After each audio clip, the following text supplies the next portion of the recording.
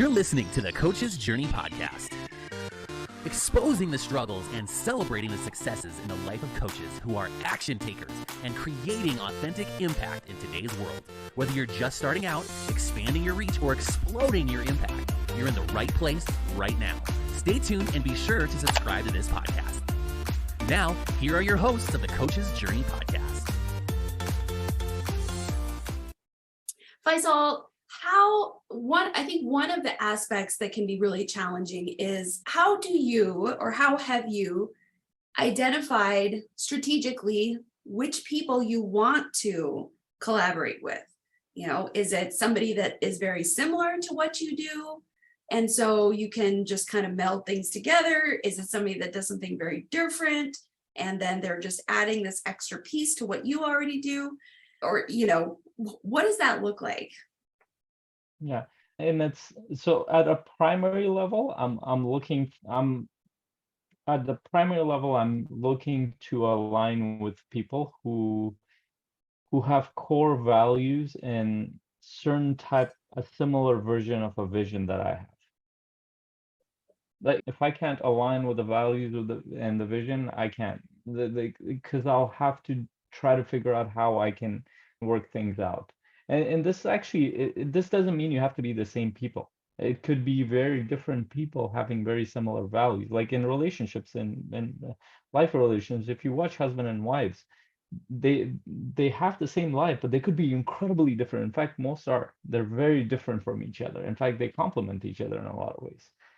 Because of that, they That reminds fill me each of other's weak points.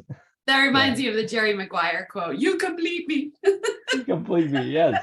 So we do that, and so that's the other part of it is, so as long as I align in terms of the vision and values, then it's more interesting for me for somebody to be different. Now, Dr. Sherry is really different from me in the way she thinks, and you probably guess that in the way that she talks, and the way that, and we just met in Colorado, and we were just talking about our differences in the way that we communicate on video. And what are our strengths and weaknesses in there. It was just funny. But I love that, for example, Daniel and our team, like I love collaborating with Daniel because his mind is so goddamn different from me. And I'm like, Daniel, that's just you. And he hates it. And then some things I will say, he's like, yeah, no, I don't think that'll work out. Okay, it's fine. But this part is really important. Most people won't go towards collaborating with people who are habitually different from and thinking wise, because there might be a certain level of insecurity. Because naturally speaking, if somebody thinks differently, they have different behaviors, they will challenge your assumptions. They will challenge the way you do things. They will also appreciate certain things that you do, but they will. And if you feel insecure in that area, you won't be able to connect with you won't be able to get feedback. And I did that too. Like I'll share with you, just a few years ago, somebody will give me feedback who's a little bit different from me, and then I would give reasons. It'd be like, oh no, this is why I'm doing this, and then I caught myself. I'm like, I'm just defending myself. I'm just defending why I should be like that. And then I learned to do something that was profound. I was like, thank you, I love that. That's all. Thank you. I love that. Now, I might or might not take parts of that, but I stopped trying to defend, because I'm like, if something is working, it's working. If something needs improvement, I can look at it and I say, okay, maybe this there's something to it. So what I mean by that is, once you get past vision and values, then you're ideally, and then I've learned this from business owners as well, you want to look for people who kind of fill the voids that you have. So I'm a bigger picture vision kind of person in this. I've also trained myself to look at the details. I think it's important. I can't completely ignore that. But then I have people in my team who are they love detail. They love like Daniel. Like Daniel. Daniel is an amazing integrator. He's an amazing details person. He looks forward at the implications of things and has 29 different possible paths something could go. And he's already trying to mitigate every single, of those. He's amazing in that way, and it's very different. Yeah. And this is very interesting. I think it makes it more fun. If you can get past your own insecurities, it makes it more fun when you connect with people who have different habits, different ways of looking at things, different. And our normal tendency is to get around people who are like us most of the time, Yeah. like us in everything, because it just confirms our own little things, which is fine. It's a human thing. But then in business, especially in business, you ideally want people that kind of complement you in a lot of ways. Although I will say there are times where I've collaborated with people who are a lot like me for the purpose of amplifying certain things. So, for example, I would want to get around somebody who connects with people, who is out and about like me, because we're working on kind of marketing more. Mm-hmm. And then, for example, you and I have a shared interest around, okay, I want to put myself out there at this point. I want to do that stuff. So I love doing this collaboration because we're both focused on the marketing aspect of this thing. Even though we might be different in other ways, but we have that shared interest and we want to approach it in our little ways. But it's very important to understand, like, who are you collaborating with, and are they going to complement your skill sets? Are they going to help you? And you find that out as you start to talk to people, as you start to find out what they focus on, as you start to find out what they do. And that requires a certain amount of curiosity, which I know most coaches do, but just being curious about, okay, how can we support each other as we move forward? And I think one important thing to just recognize that could be going on in your mind is, yeah, but what if this doesn't work out? What if this collaboration tanks? What if it does? I mean, I've thought about that with the coaching mastery community. I've thought about that with some other things that I'm doing. And I've thought about that with things that I'd like to do. And so what? What if it doesn't work out? Is that the end of the world? No, in fact, through the process of realizing that something really isn't the way that you thought it was going to be, or didn't materialize to the way, like, that's an opportunity to learn, right? We're coaches. We're constantly helping our clients understand that failures, quote unquote failures, if you're not watching the video, they're opportunities for us to learn more about ourselves, more about other people. It's a growth opportunity. So if a collaboration ends up not being what you expected it to be, or not being a long-term thing, that doesn't mean that you shouldn't have done it, or that it was wrong, or that it was bad. Yesterday, I had a conversation with another coach who told me that he's like, yeah, I've been doing this podcast with another coach for quite some time, and he just gave me his 2 weeks. And then what he said after that was, and actually, it's kind of a good thing, because as you were saying, Faisal, there was starting to be this difference in values and direction. So now this coach has an opportunity where he's bringing on another coach to co-host with him. And this other coach is more aligned with where he's wanting to go. So remember, there's always opportunities to pivot. There's always opportunities to change things up, to grow, to learn, to shift. You're not pigeonholing yourself by collaborating. It's not something you can't stop, undo, or change in the future. Yeah, and then I literally did a video yesterday in our community page about this. Is that so? For example, I think I have 4 major collaborations, 5 I think going on right now. 3 are going really well. 2 are tanking. It's very normal. And almost anything you do, and this is a very common sense thing, but it's not in common practice a lot of times. So I'm looking at what are the things based on my vision I really want to get good at. And this is why this is a high interest for me. There's certain things I want to personally get really good at. One is collaboration is one of the biggest ones, and for several reasons, because I'm going towards building communities. I need to understand how to work things out with people, and I need to beat that process up. I need to work with all sorts of different types of people to make sense of how that works. Yeah. And I know that I'm in business as well. Business does not work without collaboration. Just the plain, especially at scale level, it does not work without collaboration. And so I need to understand how to practice, how to put that. I need to put that to test, and that requires me to keep putting myself out there in these situations and doing it. Give me 1 second. Yeah.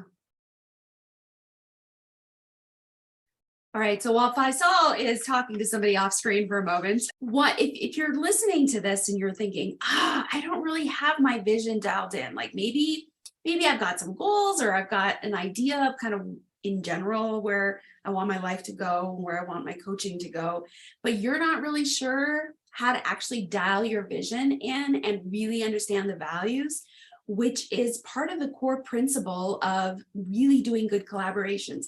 If you don't feel like you've got that dialed in, there's good news. Faisal is becoming an expert in that. He's delivered presentations and walked tons of clients and coaches through the process of developing visions. So anything based on your vision, this is why this is so important that you need to develop as a skill set. That requires you to keep putting yourself in that situation, positive or negative results, and get feedback around it. So not just practice, but get feedback around what is working. Part of it, the process will give you feedback. Part of it will be the people that you're collaborating with, they'll give you feedback, and you can explicitly ask for feedback a lot of times. How is this working? How can we improve the process?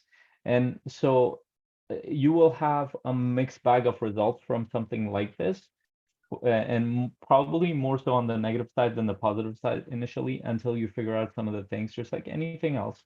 And then you start to make improvements as you move along, because now you start to see more patterns of what works and what doesn't work, and you get better at refining collaboration. So just going back to that question, like who do I connect with? Well, you need to connect with a bunch of different people with the initial point of your vision and values, but a bunch of different people to see who can you play well with, shorter term and longer term. And what do you need to improve within yourself? What are you looking for within your collaboration? You just simply don't have that data. It's the same as when you're dating people. You're like, well, I want this kind of person. Well, you get around that person. I don't think I want that person. Absolutely. You have this idea of, in your mind of what is your ideal person for collaboration or for marrying. And then, and you realize, oh, well, if they have this personality trait, that also typically comes with this one, and I don't want that one. So absolutely. It's trial and error. You just have to do things. You have to take action in order for you to get clarity. Clarity comes through action. Listen up. Clarity comes through action. So you've just got to take action, even if you don't know what you're doing or it feels like it's messy. You just got to keep moving. A couple of last points, and then okay. A couple of last quick points.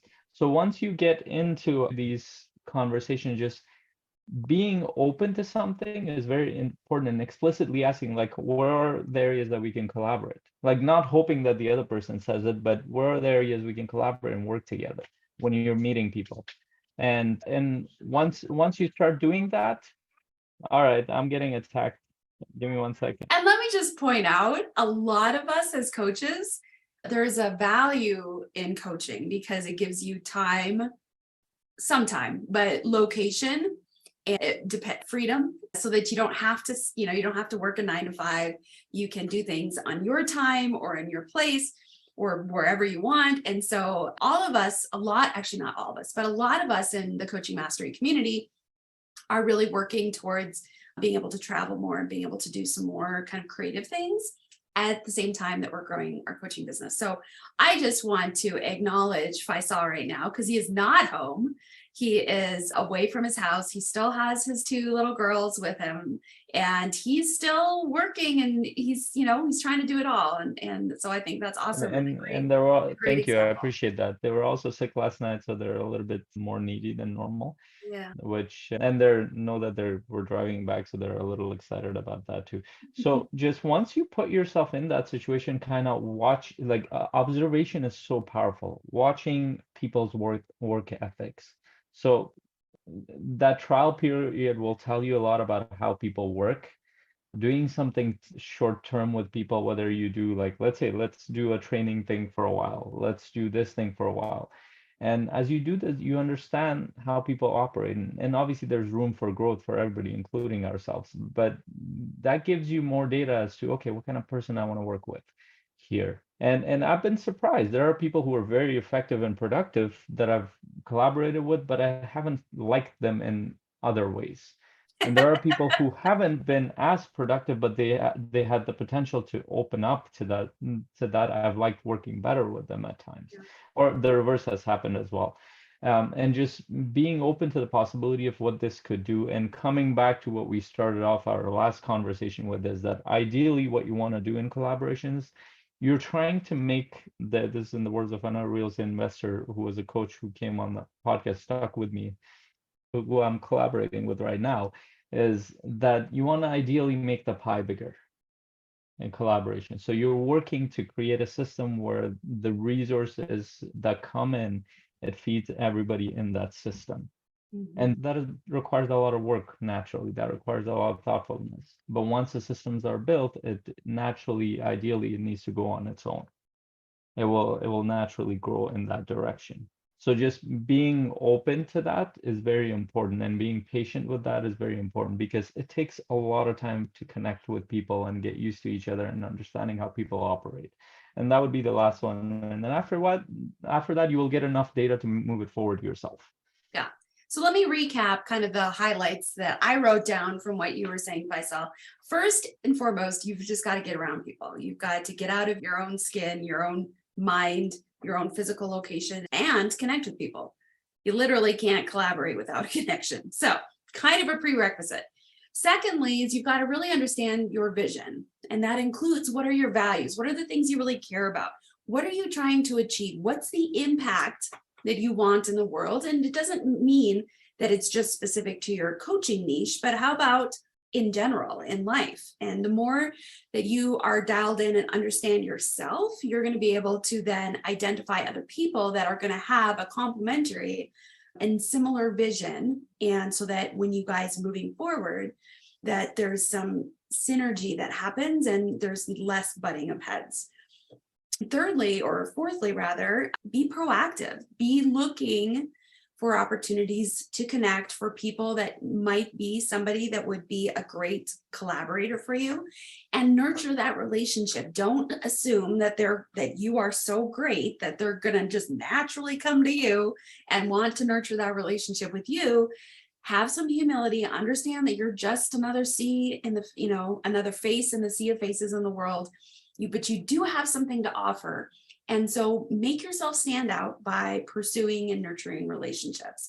And then lastly is be an observer, like try things out as you're collaborating with people, having those explicit conversations and saying, hey, you know what? I see that you're doing this and this is what you're about. And this is what I want to do. And this is what I'm about.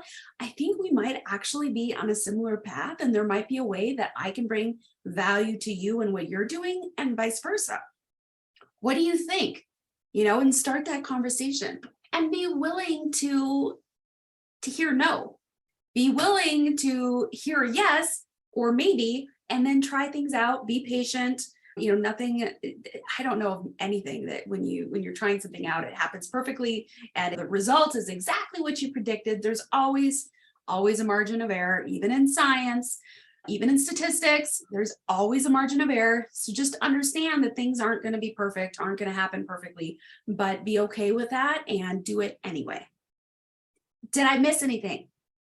Yeah, and the only thing I would add to that is just in terms of being explicit, it can be on an individual level, or you can actually, the groups you're a part of, whether if you're part of a community and stuff, you can literally go out there and say, hey, I'm open to collaborations. I'm looking to collaborate with a couple of people or partner up to do this training or that thing. Would anybody be interested in that? Like something as simple as that will get other people's attention. Or and also posting stuff around, hey, this is what I did with this collaboration. Then it gets people to know what you want. If you don't do that, people don't magically figure out that you're open to that. And most people assume that you're not. Yeah. Very, very good practical suggestion, and that you just got to let people know. And it can be a general, like, hey, this is what I'd like to do. Anybody open the conversation? That's awesome. So listener, coach who is listening to this, I really hope that there's a few points here that just hit home for you, that really made you think a little bit differently or expanded your perspective of collaboration, and even more importantly, gave you something actionable. Because remember, you got to act in order to be able to get something to change or do something different or get success or progress. You're listening to the Coach's Journey podcast.